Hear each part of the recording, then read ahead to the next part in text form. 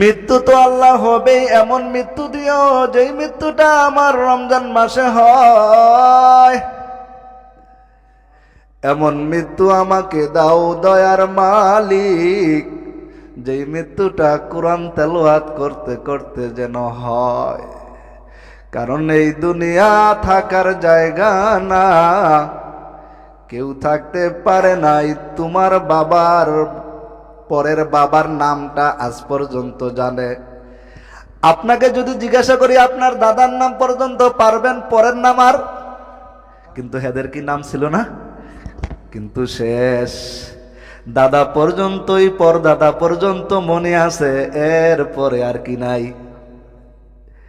কিন্তু তাদেরও কি মায়া ছিল না? তাদের বংশধরই তো আমরা। কিন্তু কেন কেন কেন এ আল্লাহর বান্দা বুঝিয়া শুনিয়া কবরে রওনা দাও। কি নিয়া দুনিয়াতে আসছো, কি নিয়া দুনিয়া থেকে রওনা দিয়েছো। এই জন্য মৃত্যু তো হবে আল্লাহর কাছে। দয়ার মালিক, তুমি আমাকে রমজান মাসে কোরআন তেলাওয়াত অবস্থায়, নামাজ অবস্থায় যদি আমার মৃত্যুটা হয়, আপনার আমার মৃত্যুটা কত বড় ভাগ্যওয়ালা মৃত্যু।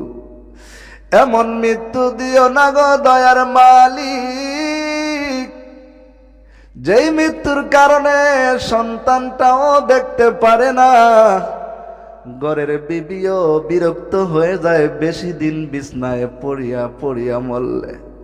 এই জন্য মায়ার নবী কয়, আল্লাহ তুমি মৃত্যুর সময়ও বরকত দাও, মৃত্যুর পরেও বরকত দাও।